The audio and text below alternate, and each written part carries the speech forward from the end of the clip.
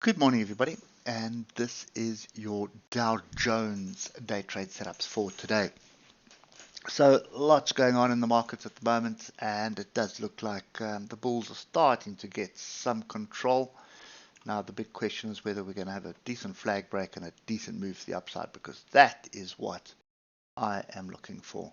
So, there's my flag, textbook stuff at the moment.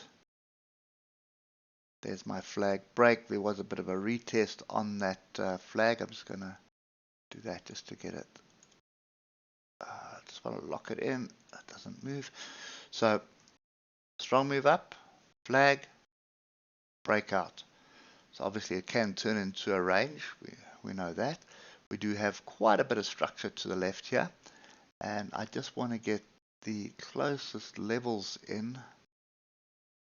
And I have a feeling that Dow Jones is going to be a little bit more complex than the DAX and the S&P. The DAX and the S&P, the setup's as clear as daylight.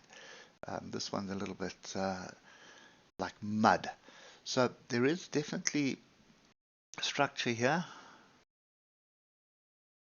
Let's just leave that like that. We can fine tune on the lower time frames, but there is a zone here that we've broken through. You can see we battled inside here before breaking out. So I think on the lower time frames we need to look for the retest of this high. You're probably going to bump your head at the moment where we are, which is right there. If you look left, there's quite a bit happening there as well.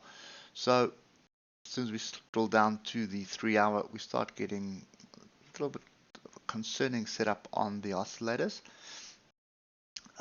But we do have a crossover of the moving averages that is happening, and we have got a pretty solid engulfing bar which engulfed the whole of the week's, make sure I'm not talking rubbish, almost the whole of the week's price action, and also the last, what, 1, 2, 3, 4, that's probably Friday's price action there, that we took out. So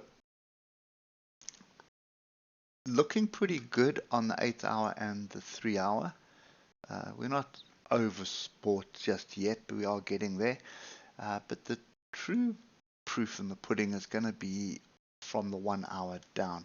Now don't forget to hit that like button while you wait in anticipation for the levels and what we're going to do today. And drop us a comment, would appreciate that. So here's my structure. Okay, it was a fairly decent break, pretty decent pullback early in the session, and we got a crossover the moving averages, and now we are above the 155. So obviously we need to stay above the 155 for the trend to have reversed back into a bullish trend on the hour, and we do have a lot of chaos here that we have broken through. So this is definitely the zone I would be paying attention to. That's 33,862 and 33,700. Let's just say 33,800. So 33,800 area, and you can see why I say area, there's lots of tails in here, is what we should be paying attention to.